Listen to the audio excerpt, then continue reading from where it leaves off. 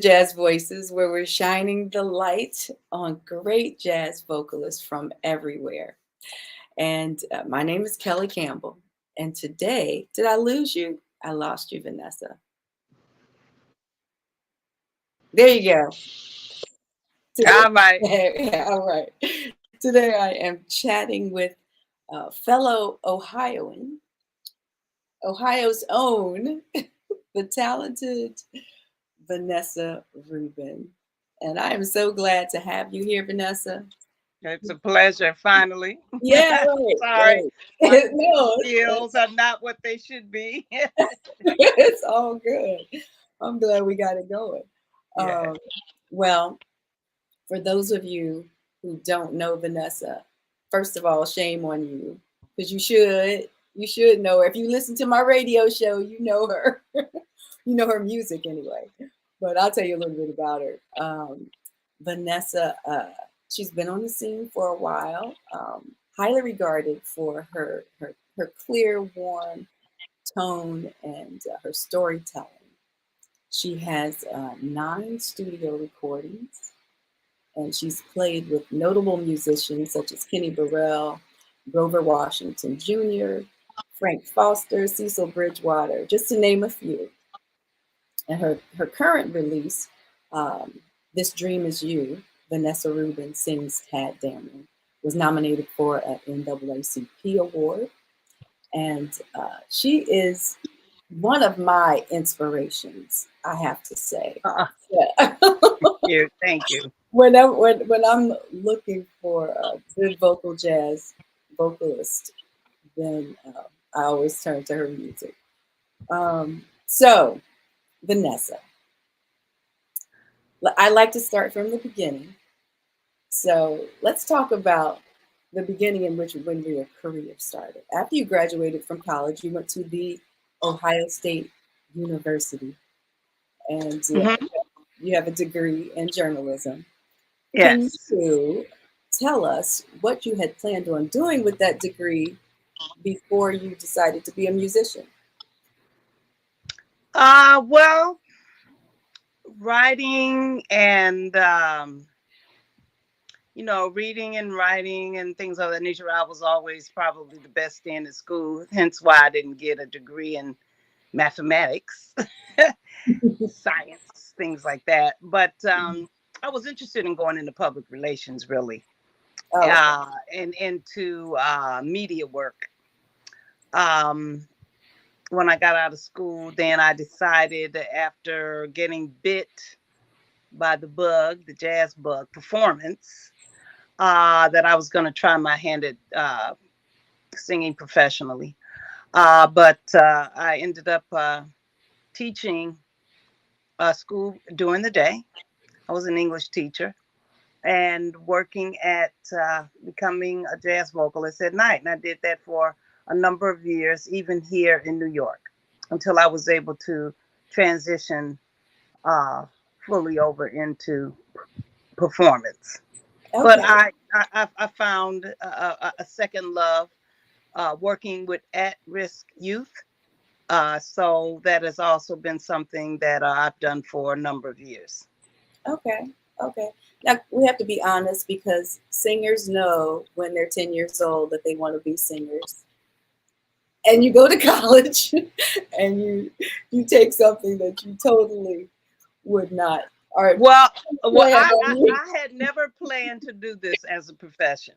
No? I always was involved in music, and I've Okay. always loved singing, but it was never something that I thought I would do professionally. My Okay. parents always emphasized academia. I was supposed to go to graduate law school, medical school. I started a master's in public administration and stopped in 6 months because I wanted to follow a passion, a Mm-hmm. calling, so to speak. A lot of people don't have the luxury of being able to follow their passion, but I took a lot of risks and took a chance, and just you know, followed my gut feeling and sacrificed a lot. I'm not going to tell you that it was easy. Oh, I'm sure. Like, But yeah, it just felt right. And when you have that aha moment, if you're able to follow through with that, uh, it's a wonderful thing. yeah. Okay, so you were gigging around Cleveland for a few years and I teaching. started in Cleveland for 2 years. Oh, two I years. left. Okay. Uh, I left and moved to New York. I've always had family here because uh, my mother's family is from Trinidad, and several of them came and moved in Brooklyn and stayed here. Not my mother. My mother came and straight right after the war with my father and moved to Ohio. But I had a lot of family here, and I always loved New York. So I came to New York in Brooklyn, where I still reside part time, and I started, paying my dues here in the city. Right, And right, that's, I taught for a number of years here. Signed with RCA in the early '90s, and began building a career. Recording and touring and everything that is involved in having a professional singing career. right, right. You make Yeah. it sound kind of easy. No, no, no. There's a lot of time in between. Look, life happens while you're being Yeah, in the music business. Life happens while you're being in jazz. So I right, mean, I have a family, brothers and sisters. I'm not married. I don't have children. I do what every normal human being does: pay my hmm, bills, go to the doctor, exercise. yeah, sure, I deal with the loss of friends and yeah, family, frustrations with the music business, changing labels, all of that. right, right, right. So, I mean, there's a lot of stuff that goes on in between. Hmm. So But, can the stick to itiveness you really got to have if you're going to stay in the music business. right, that's for sure. Yeah. That's for sure. So New York was a lot different back in the '90s Oh, very much so. than it is today. Change is inevitable, though. Oh yeah, It yeah, wasn't it yeah. wasn't the New York many of my older friends came to. It's not the New York that I came to. Hmm. It will not be the New York that the ones that just got here ever, Yeah, yeah. in My son another lives in Brooklyn right now. So huh? I said my son lives in Brooklyn. He Okay. just yeah. So Things yeah, change really fast in the world yeah. today. Yes, yes, they do. Yes, Yes. they do. So can you talk about breaking into the scene in New York? H- how was that? I networked Hmm. a lot. I did little gigs, tried to build name recognition. Um, I did a lot of those gigs, small gigs around, and I just stayed in there. Hmm. Uh, Sent out a lot of demo tapes in those days. I used to ride my 10 speed to the post office and mail out. I can't tell you how many cassettes. I went to conferences. I called people. Hmm. Girl, I'm telling you. I mean, I just did a lot to try to get the attention of people that I thought could help me. Right. Um, but I was in Brooklyn, living in Brooklyn at the same time. People like Steve Coleman and Cassandra and Greg Osby, during the days of M-Bass. Hmm. And I was not a part of M-Bass, but I knew Steve and all of them. And Steve Coleman is actually the one who walked me into the A&R office at RCA Novus at the time, Steve Backer, and was responsible for me getting signed. He Okay. did not produce the record, but without his connection, I don't know. That was my end. So I was very appreciative for Steve Coleman and will always be thankful for him Hmm. for that opportunity. And then once I got in, uh, I'm a very practical individual and a very business minded individual because this is a business. It's Hmm. not just about getting up, singing every night. To be a band leader is not an easy thing, and there's a lot of attention to detail. So I had a entertainment lawyer. I had a manager who was actually one and the same for a number of years. And we worked it. We worked a lot of different things. The record company, we got to know people at the record company. We did marketing plans. We went to meetings. We did a lot of those first tours, the Rising Star tours. We didn't make a lot of money, but we were out there, on the road and building the name, or as people would say nowadays, building the brand. The brand. Yeah. Right. That never ends. Exactly. So, and I'm still here after all these years, but it's been, I've had days. I am not gonna tell you what I have said. I quit. Yeah, I can imagine. I quit, and then I go back. Yeah, it calls you back. Yeah, well, because we sing. I sing because I have to, not because I want to, but I have to, because I am a performing artist and I love what I do. And when a whole lot of time goes by that I really don't perform, I don't feel well. Mm-hmm. So it's very healing for me and hopefully to others. Yeah. That kind of leads me into this next question.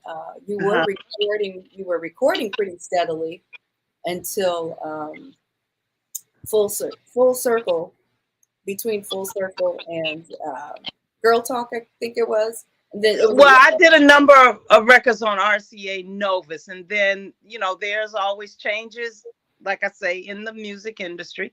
Mm-hmm. That had nothing to do with me or other artists. Okay. The record companies started folding the jazz labels. Independent companies were taking them on, or artists, really because of technology, began doing their own recordings and so forth. I left RCA and went to Telarc and did 2 records over there. And meanwhile, I was guesting with other artists on some of their CDs, recordings. And then Don Braden and I did a collaboration together. Mm-hmm. And the Dameron CD, The Dream Is You, it's the first self-produced on my own label. That's your label? Yes, okay. Ma'am. All right. That's what I was wondering. Right. And I just put out, it's not available online, but I'm only doing it on the website and on my gigs, a compilation called Moments Like This of a lot of recordings great recordings with some jazz masters and so forth, great jazz artists, more contemporary type tunes that have just been buried in all the recordings that I think I've done over the years. Mm-hmm. And because R&B and pop artists drop singles, we drop the whole thing. Right. Nobody gets to play all of that stuff. So I think I just went back and I took out some stuff with like Toots Stillman and Grover Washington and Oscar Castro Neves and Kevin Eubanks, some of that stuff with Sting, and a couple of the recording with Patrice Rushen of the Stevie Wonder tune, and put that some of that stuff from New Horizons and put that on a CD for people to hear and really kind of play catch up with.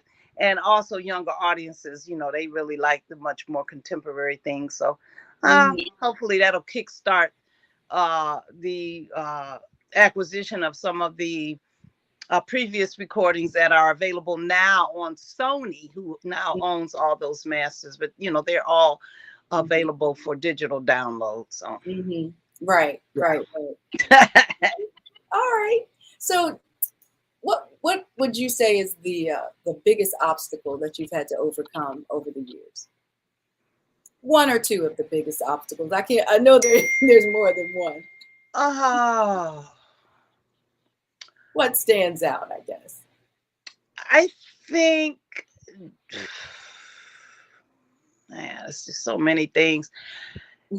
The music business changes so much. So by the time you kind of get used to one thing, something else changes. And you have to kind of get used to that. So I think kind of staying up with technology has been an obstacle for me. So I can keep moving forward with what technology calls for today. All the new things. You need to have computers and programs and the way you can record, because I'm still kind of old school. I like going in the studio and recording, in the with booths and so forth. A lot of people, they're doing home recordings.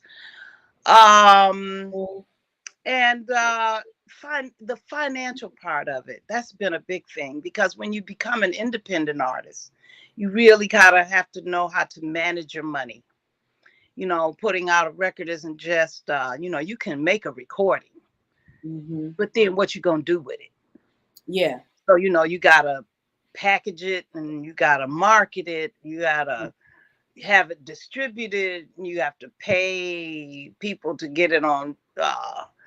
Radio has changed, so everything that I knew about radio is, I used to love to go to the radio station and sit there at the mic with the on air host, and Mm-hmm. talk and do that. You don't have many people like that anymore. You don't have many stations now. Everything is all computer It's all. programmed ahead of time, and that kind Mm-hmm. of thing. So I miss the personal touch. That has really been an issue for me, because I'm very hands-on, very um you know I like being with people and talking about things in the moment. So everything that's kind of pre-recorded, and I like Yeah. being in the moment, much like a live performance. And Yeah. so I think that has really been something for me, getting used to how the business has changed, radio just not being what radio was, Mm-hmm. and keeping up financially with what you have to do to be an independent artist. But I think that it's very empowering to be an independent artist.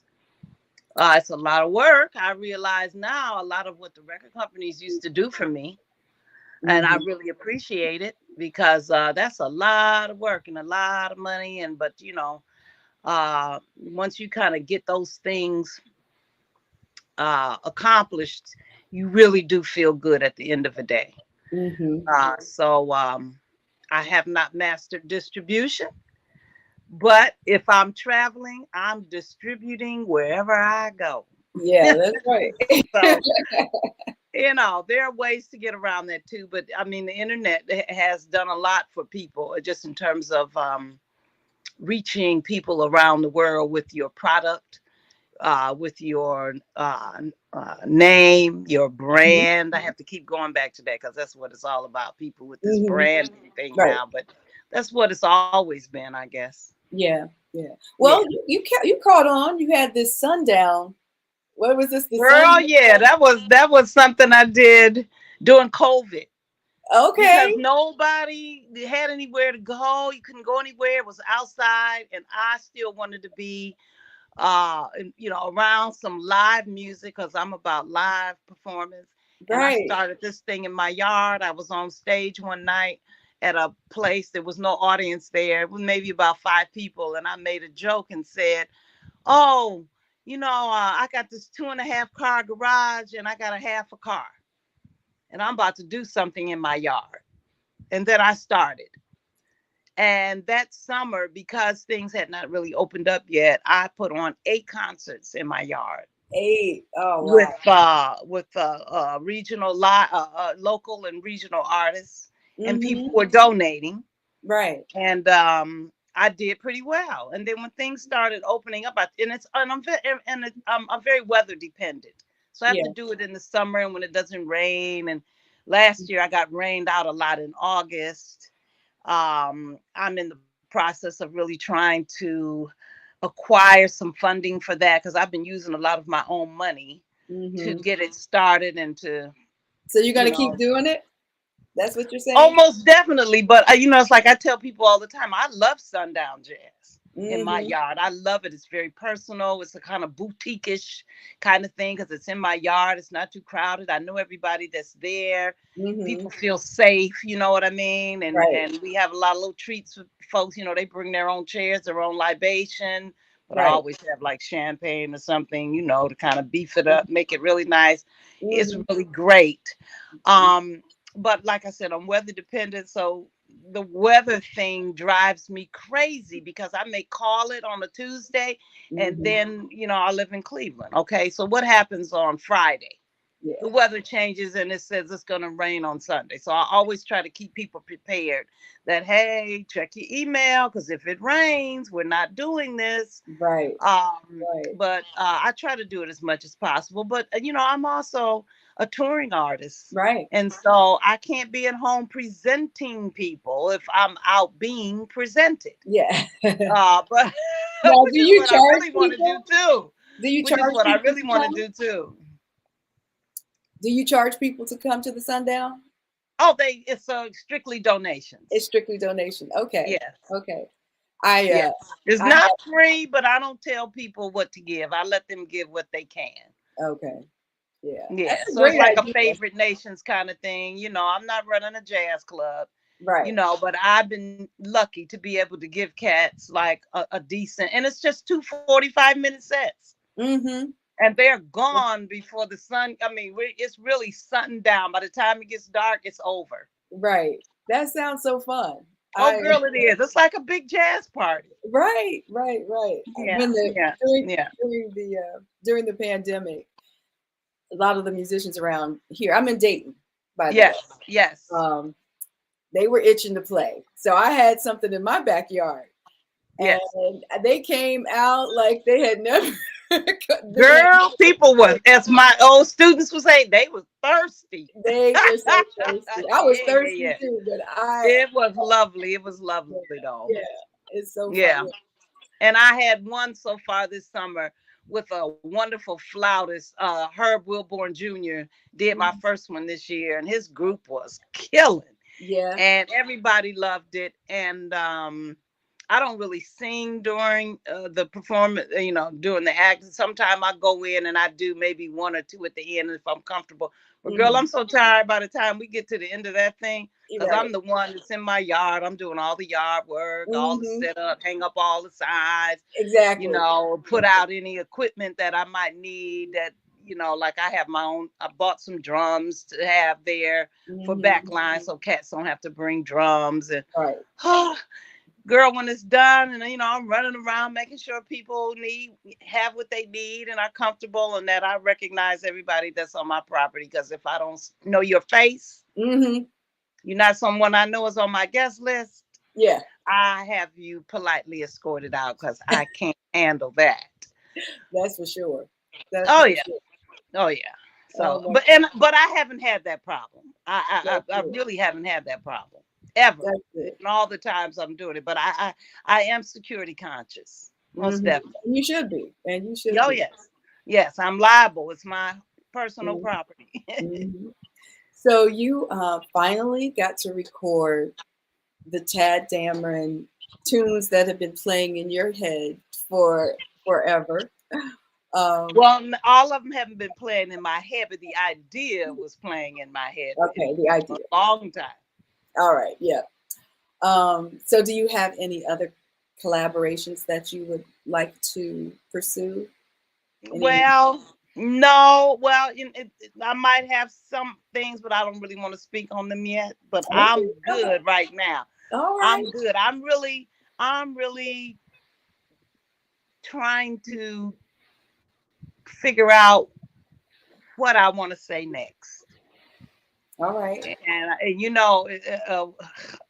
but the only way for me to figure that out is to get out here and sing, and because it's an emotional thing with me, and I have to really see where my emotions are right now with everything that's going on in the world.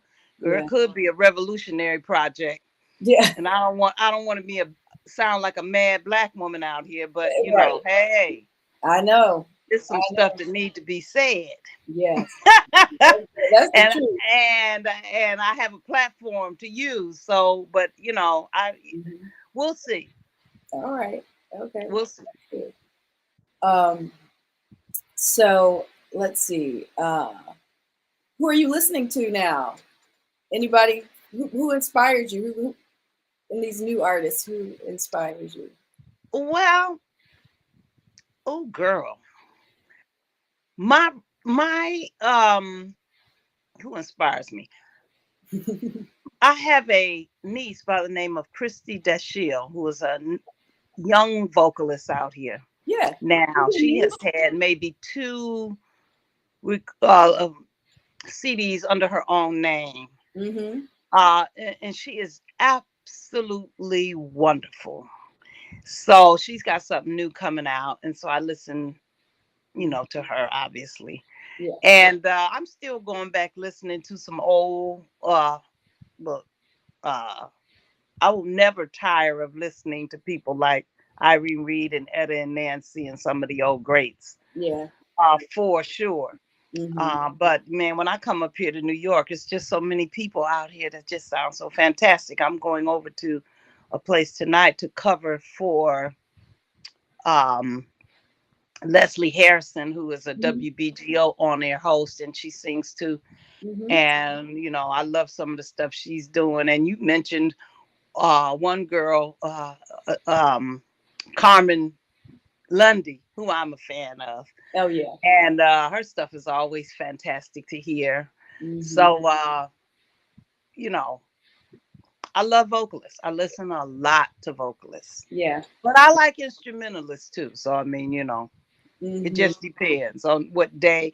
And of course, it's the genre. Some days I'm into Latin music. The next day I'm into organ music. Mm-hmm. The next day I'm into trios.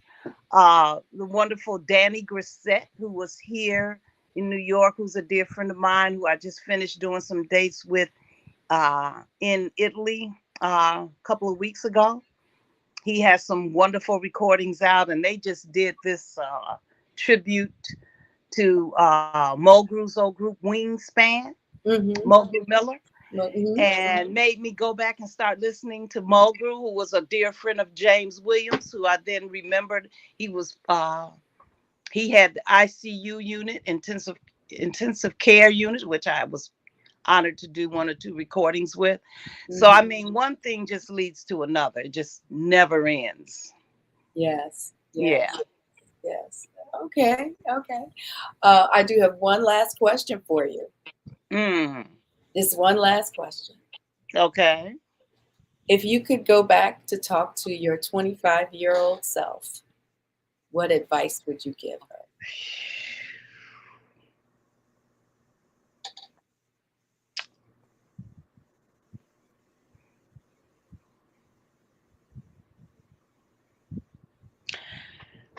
From the me that I am now? Well, yeah. Oh, okay. If I could go back and talk to her, girl, go ahead. Take a chance. Go ahead. That's what you did. That's Yes, what you right. did. That's right. That's why I would. Don't be scared. Don't be scared. It's so Don't easy be to scared. be Ain't this in that what they said? Don't be scared. Don't be scared. I didn't know enough to be scared then. You know what I mean? That's the thing about youth. You don't know enough to be scared. See, when you get older, then you start looking back at all the different things, what you need to have in place, what you don't have. That stuff will get in your way. Mm-hmm. Mm-hmm. Yeah. Yeah. It's hard. Wisdom is wonderful. I'm not knocking it. Mm-hmm. But sometimes you just need to don't jump. be scared. Just follow your heart. That's it. Follow your passion. Follow your heart. You'll be okay. Okay. That's good advice. Follow your heart. That's good, solid advice, I think. Yes. I don't think you've done anything differently anyway. Well, I might have passed over a few things, but I didn't know they were going to be in the way. Right.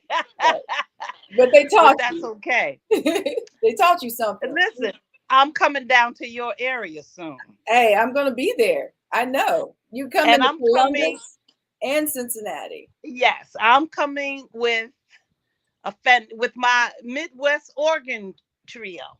Okay. With Duncan McMillan from Detroit. Now, Detroit is banging all the time. Detroit never disappoints. Right. With Duncan McMillan on organ and the fantastic Perry Hughes on guitar.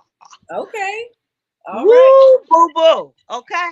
I'm not going to miss it. I'm not going to miss it. I'm an hour west, hour east of Columbus and west. And Oh, south, north. I'm looking forward because I love organ. I started out with organ in Cleveland with the Blackshaw brothers. Yeah, yeah, yeah, yeah. And organ was really my thing till I got to New York, and then all of a sudden, like because I was working, I was downtown with the piano trios and the singers with the piano trios. But uptown, Irene and Etta and them was hitting in Harlem with them organ groups. But I wasn't doing a lot of that. But I'm happy to be back on organ in the Midwest. I love it. I love it.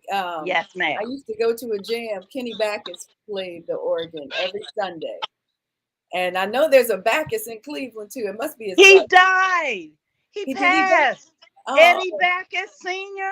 Yeah. Oh, girl, I came up with Eddie Backus. Yeah. So when I first started singing around Cleveland with organ, it was with Eddie Backus Sr. He just recently passed in the last maybe 2 years. Oh, okay. Yeah. Girl, he's been up there playing organ. Well, he has a son, Eddie Backus Jr., who plays saxophone. But I'm talking about the daddy. Yeah, yeah. Their whole family is musical. Like the Backus is here. Oh, yeah, because I met his brothers. Yeah.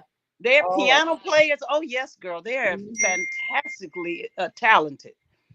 But, oh, yeah, Eddie finally, went on and checked out. But, girl, he been holding it down for a long. I left Cleveland, came back 35 years later. That man was still there playing. Oh, yeah. Well, that's what you got to do. He had to play. Yes. All right. Well, I'm going to be in your audience. So.